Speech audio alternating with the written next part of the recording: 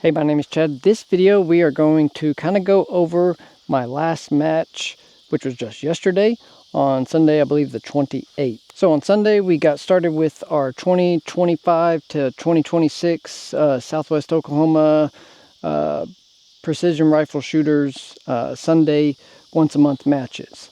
So typically we go for the third Sunday of each month and start in September and go through ending in June.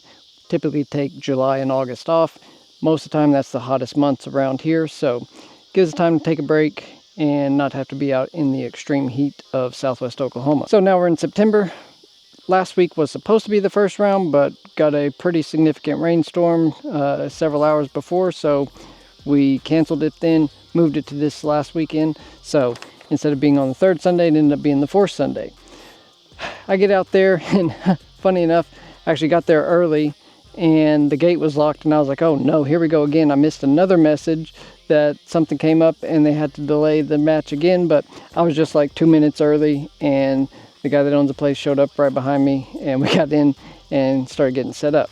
So this match was fairly easy so far as the amount of stages. So we only ended up having 5 total stages. 2 of them were prone. No, 3 of them were prone. One of them was off a tripod, and then one of them was positional off of a truck. Overall, it ended up being a total maximum score of 50, so 10 per stage. And honestly, you could only score maximum of 9 on one stage, and we'll go over that when we get there, but total maximum shots was 50. Out of the, I guess I should redo my numbers, but going off of the max score of 50, I scored 27. So I only had about a 54%, maybe 55% if I take that one off. Of the max score, I shot 47, so there was one stage I didn't get 3 shots off. So I only had about a 58 with that one, maybe I guess about a 58% hit rate. So not quite the hit rate that I wanted to be. I had one stage that really whooped me down pretty good. Other than that one, I was pretty even most of the way through. I will give a shout out. Everett came out this time and he scored a 35, actually won the match. And I think this is one of his first couple of matches, so he was on it. He had I know for sure one, and there might have been 2 stages that he shot perfectly clean. I know there was one that he went full on 10 for 10. Pretty great, especially considering the conditions of the day. Everett, you did awesome yesterday.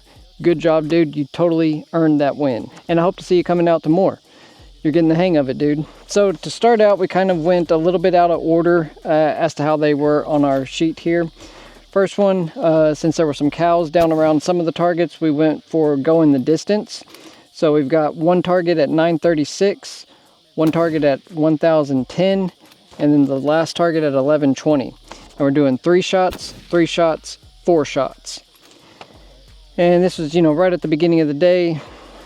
And I got in, I hadn't even warmed my barrel up, nothing. I just went straight on to first stage. I'm just going to send it. I thought I was pretty confident with my numbers and stuff from getting to check everything last week. So that one, first target, boom, boom, boom, got all 3. Second target, boom, boom, boom, got all 3.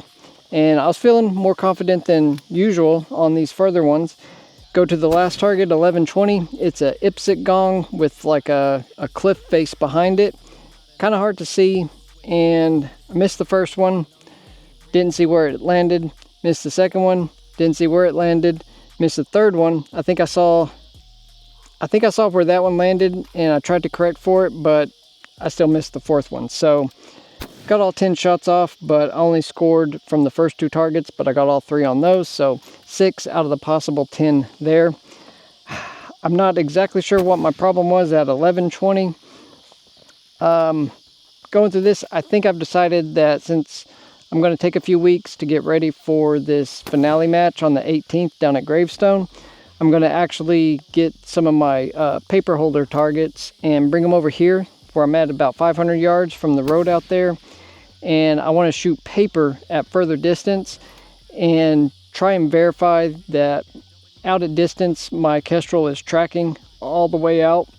I think I may be a little bit off on the numbers that it's given me, and typically I try to just figure out where I'm missing and come in and correct it. But if I can true the muzzle velocity into the Kestrel, that should give me better numbers at the beginning, hopefully get more impacts without having to spot a miss and then correct for the next target.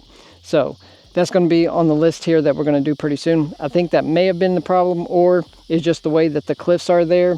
The wind is always different at the targets from where you're shooting from, and I just missed. So that's more than likely the actual culprit, but we're still going to try to do this muzzle velocity truing thing for the Kestrel and make sure that we know what our numbers are going to be and how our bullet's going to react further out, 500 to 1,000, hopefully get that all set and good to go for the 18. Okay, so then for the second stage, we actually shot the last stage on our list here, and it was called the Gambler. This one got real fun. We have one target that's way over here at 320 yards, and then another target practically 180 degrees away at 870.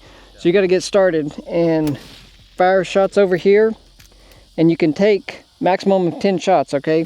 But you can shoot 9 shots at that, and then shift over here, and you've got 1 shot left to try to hit the 870. If you get it, you score all 9 points. If you miss it, you score 0. So the trick is to gamble how many shots do you want to make impacts on at the closer, easier target, but still have time and ammo left to get an impact on the further 870 target. And the only way to score your points is to hit that. So you can take like 2 shots over here and go over to the far one and get a hit, whether that takes you 1, 2, 5, however many shots it takes. Once you get that hit and you still have rounds left, you can go back, try to get a hit on the small one, move back over there. The only way you can score a point is to get a hit on the small plate and then follow it up with a hit on the far plate. So that one was tricky. After seeing how kind of things went on the first stage, I was like, well, the closer stuff I'm not too bad on, but once we get out far, I was having problems. I think I'm going to risk 7 shots. So that was my plan. 7 shots at the small plate. That'll leave me with 3 attempts at the far one. And if I can't get it in 3, I probably don't deserve to score on that stage anyway. So got down and I was getting good hits. And one of them I shot too fast. The gong was still swinging and it shifted on me. And as soon as I put pressure on the trigger, I knew it was moving too much. Ended up missing 1. So out of the 7 shots I took there, I got 6 hits. Then I get moved around here and go for the 870, miss. Go for the 870, miss. But I saw that one. Corrected a little bit. Go for the 870. And I got an impact. So technically I got 7 impacts on that stage, but only 6 of them counted for score. So, I need to actually adjust so I probably had about a 60% hit rate, factoring that in. But I managed to score 6 points. That was the riskiest stage because you had to consider, you could take 5 shots, go over here. If you hit 870 on the first one, you still got 4 left. You could come back, take 3 more shots over here, and then come back and try to get 1 more and score those last 3 points. But if you miss, you only scored that first group of points. So it's a cool idea. I like the concept of it, but something I'd have to do a few more times to figure out where the balance is between too much risk and not scoring enough points. So I feel like I maybe could have scored 1 more. I know if I had slowed down and waited for that gong to stop moving, I could have scored 7, but that was on me. Okay, so then we go with just a straight troop line. So you're getting down prone and you've got a 535, 595, 655, 775, and then right back up to that same target that was the confirmation target or the claim target, 870 again. And this one you're looking right into the sun. So there are 2 shots on each. And that one, get down, get on it, and boom, boom, got 2 hits. Next one, boom, boom, 2 hits. Go to the third one, 2 hits. Go to the fourth one, miss. Try to correct a little bit, still miss. So then go to the 870, and I knew I'd just hit that one, so I kind of had an idea how that one was going to behave, and boom, boom, got 2 hits there. So out of the 10, I only scored 8. This, I believe, was the one that Everett scored all 10 on, so awesome job. I think he was the only one to have a clean stage the whole day, and it was on that stage right there. So really, really cool. So that one, I'm not sure what happened on the fourth target. I think the wind may have picked up or just come down the hill a little bit differently and was just slightly off. I wasn't sure. I could not see what my misses were doing, but either way, I missed 2 out of that possible 10 there. So scored 8. I'll take that all day long though. Then we go to the next stage, which was still on the same location or same little hilltop that we shoot from. And this one was a tripod. We've done this one before. There's a car out that usually has 4 targets, 1 driver, passenger, and then outside the car, behind the trunk, driver and passenger side. So you got 4 targets right there. The driver side target had broken the hanger and fallen off, so we just have a passenger in the front seat of the car, and then 2 targets on the outside, driver side and passenger side. And you're supposed to do 2 shots on each, 2, 4, 6, and then go out into the field further. And there is a 565 yard IPSC that's kind of hanging like this. So looks like he's jumping out from the tree. And I like to make up stories for what these targets are doing. But that one, I remember the first time I shot it, set up, tried to use my bag, and I was more wobbly than I should have been. So I went in planning to lock in like I have this rifle here. Go ahead and clip it in and get locked on target and get more hits. This one, I do not know what happened, but this was my worst stage. I think the first target I got 1 hit, and it may have been the second shot, and then I just missed the next 2 at the car, and then out at the IPSC at only 565, I missed every single one of those. This is what makes me think that possibly something is up with my muzzle velocity out at distance. I've got a few things I want to check and just make sure it's not something mechanical that I can correct for. Either that or I just totally misread the wind, and what I thought it was when I was taking my Kestrel reading is not what it actually was when I got out there. But I think some of my shots were high or low, so I can't blame that on the wind. That's something I'm either telling the Kestrel the wrong data or getting the wrong data out of it. So an input error has occurred. Typically is what is the cause of that. So got a few things we're going to investigate and diagnose. So hopefully I get that all sorted out before this finale match. I've got pretty much 2 weeks to prepare for it, and then it's time to go. All right, then we go to the last stage. So we pick up there, go to a pickup truck, and this one is, there's a target out across the field at 777 yards, like a gong target out there with a rock behind it. And there's an old Ford Ranger, and you have to use 5 positions there, picking up and moving between each position. And the only stipulation is you have to be able to touch the truck. So if you wanted to use a tripod, you can set it up near it. As long as you can reach out and touch the truck with either a hand or a foot, be that close to it, then it counts. I mean, you could also get prone, but the weeds were growing up. You couldn't see anything if you tried to go prone. So I was looking over it. I kind of had a pretty good idea of what I was going to do, and somebody else did something similar, so I knew it was possible. So I get up, start my time, and run up. I'm going for the hood first because I can get kind of a modified prone, be most stable there. So I get laid down on target, and boom, boom, 2 shots, got 2 hits. Next, I was going to use the roof of the truck. My bag is kind of tall, so I was actually having to get up on my tippy toes, and I was extremely wobbly, but I managed to get both hits on that one. So hey, it seems like when I'm in worse position, I manage to get hits than better than when I'm prone and super stable. I'm not going to try to figure it out, but I'll take it. Then my plan was to go to the back of the tailgate and plop down my bag on the back of the truck and get down on my knee, so I'm body stable, and boom, boom, got 2 hits there. So 2, 4, 6, I haven't missed yet. My next plan is to jump up into the bed of the truck and go set up. Since I'm up high already, as I'm climbing into the truck, I was going to go set on the top of the top of the cab again at the front edge of it. And I get up, plop my bag, plop my rifle down, get on target, and go to close my bolt, and it sticks. Okay, something's happening here. Usually if I can't pull back from the bag and relieve pressure on the mag well and get the bolt to run, I know something else is wrong there. So I had plenty of space. I looked over and round was still sitting there and it was trying to grab the next round. So I was like, okay, there's the problem.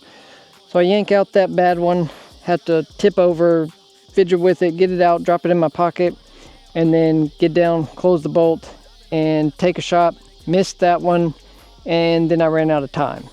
So that was shot 7. I still had 8, 9, and 10. I still had 3 left in my 3 rounds left to fire for the stage, the shots that I did not take. But I took 7 shots and got 6 hits. Totally happy with that one. I think percentage wise, I may have had one of the better scores on that stage. My next plan was going to be to drop down to the edge of the bed on the bag and then get down on my knees and get in a good stable position there for the last 2. I just ran out of time by making an error and having to correct on it. So then after that stage was over, I pulled this round out, and I don't know if you can tell, but right there at the tip of it, the red tip that is on these Hornady 108s, missing. I had noticed when I was loading these up that maybe 1 to 2 out of each bag of 100 was missing the tips, like they'd broken off and they were just down in the bag.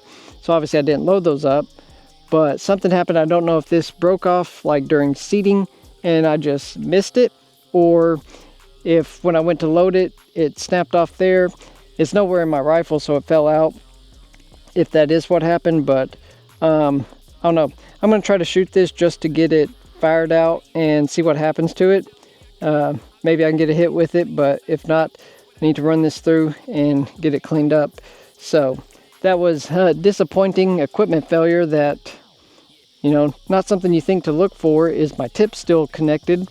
As I'm, you know, running the bolt, you can't look inside and see that happening. So I don't know if that's what caused things to get jammed up, but that's the bullet that had the problem, and I'm not too happy about that.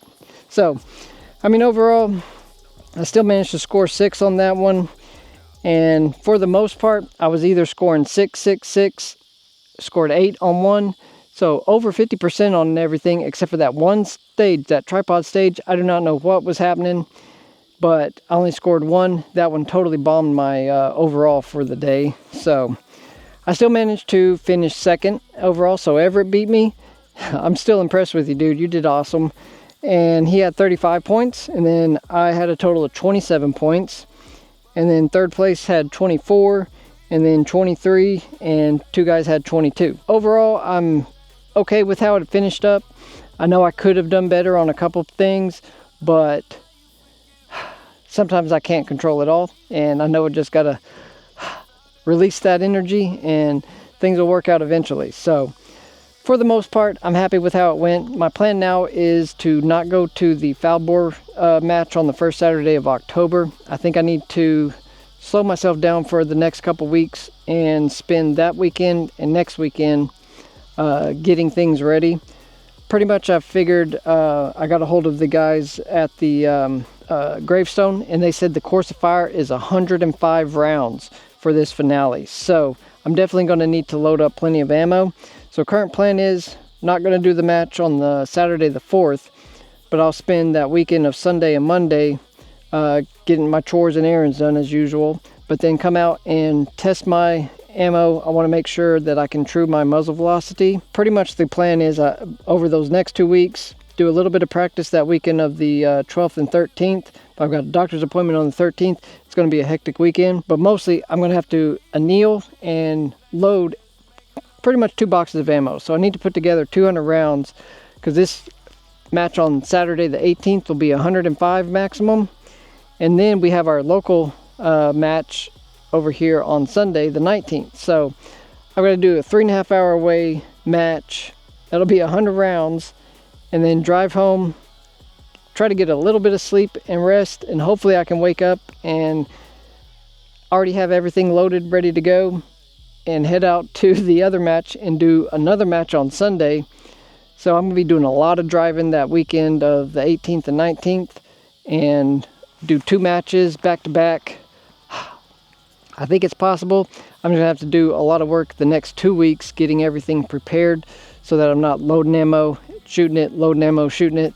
So I need to load. This is why I got the extra boxes of ammo. That's all the same lot number, or the brass at least. So I should be able to test a few things out on what I've already got loaded, and then start running everything through a Neil size, and then you know, work a couple fundamentals that I can think of on the weekend before. Squeeze in all my normal chores and errands and things that I have to do all the time, and still try to find a little bit of time to sleep on some of these days. I like staying busy, and this is definitely going to keep me on the go. If you're the kind of person that shoots a match, does pretty good, but still knows you can do better, go ahead and get subscribed, because even when I do well, I find the things that I do the worst on so that I can try and work on those to be better for the next time. Found that's the best way to get better, is find your biggest deficiencies, work on specifically those things and get them improved, and do better on those exact things the next time. I try to do that around here. Well, I actually got family out on vacation, so I'm in charge of taking care of all the animals and watering the plants and all that fun stuff. So I got about half of it done before coming down here to film this, and I'm starting to lose the sunlight, so I'm gonna head back over to my dad's house and finish feeding the animals and get all their plants watered for them, so they can enjoy their vacation and not have to worry about taking care of stuff here at the house. I got it covered. Do let me know if you got any questions about anything down below. One comment I got on my last video reminded me that sometimes I forget the details, so let me mention that again. I am running impact action with a Bartline barrel chambered by Studeville. I'm running 6 Creedmoor and got Vortex Razor Gen 3 for an optic, Cortina tuner brake, and then just the usual accoutrements of things. I'm running 6 Creedmoor small rifle primer, alpha brass, 108 Hornadies, and typically running H4350 at 39.8 grains. Seems to give me pretty good results in my setup here. But if you do have any other specific comments, please let me know down in the comment section here. I really do enjoy hearing from you guys, and I try to answer every question that I possibly can. If I know the answer, I'm going to give it to you. If I don't know the answer, I will try to help you find the correct answer. I want to load up and get out of here. Thank you very much for hanging out with me for a few minutes as I recount the latest match that I've done. And now it's time to get ready for the next biggest one that I will have ever done. Minimum 65 shooters and 100 rounds. So that means we're probably at least 10, maybe 11 stages all total. This is going to be a long day. So stay tuned. I'll fill you in on all the details on what I've got planned for that. But I really do appreciate everybody that hangs out with me for a few minutes. I hope you have a great rest of your day and a wonderful weekend. We'll see you on the next one. Bye.